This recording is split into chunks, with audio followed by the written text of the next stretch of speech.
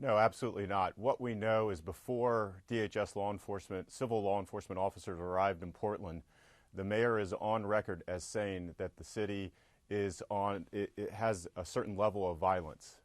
It was ongoing for a month before we arrived.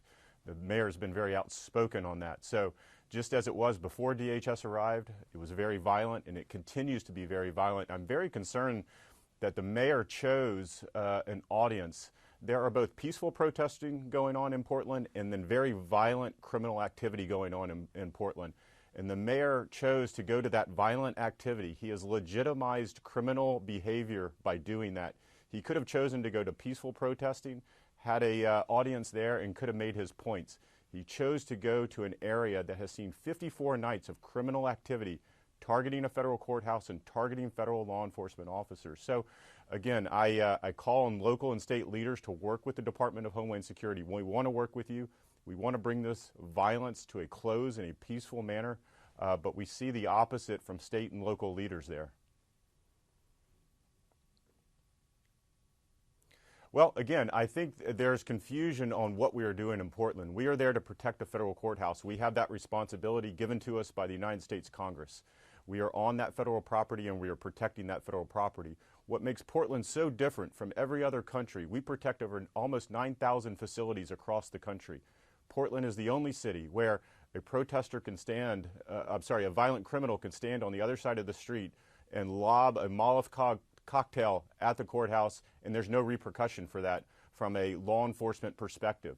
They need to do their job, they need to enforce the law, they need to work with us and make sure that we hold violent criminals accountable for criminal activity.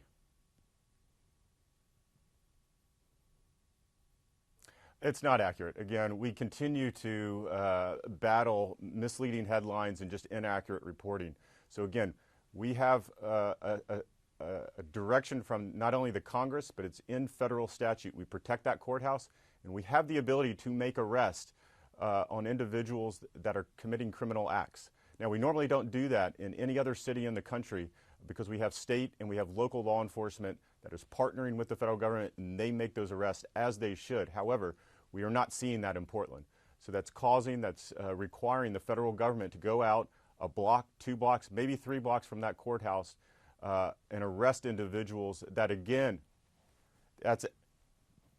and we have the absolutely expressed right and authority to do that. It's in our charter, it's in federal statute that we have the ability to do that. Now, what we're not doing is we're not going to the other side of Portland. We're not going beyond the immediacy of that federal courthouse to arrest individuals. Well, I appreciate the service of both Secretary Ridge and Secretary Chertoff, but they're wrong on this point. They need to understand exactly what's going on, and I think that's unfortunate that most Americans don't understand the violent criminal activity that is occurring in Portland from midnight to 5 a.m. every night and early morning. These are, again, not peaceful protests. The Department of Homeland Security has no concerns. We've seen 54 straight days of peaceful protest in Portland, and you haven't heard of any incidents. We don't make arrests there. There's no concern there. It's this violent activity. We have, over last night, 2,000 individuals showing up in black, all black, wearing masks, having incendiary devices, fireworks, lobbying that at law enforcement officers.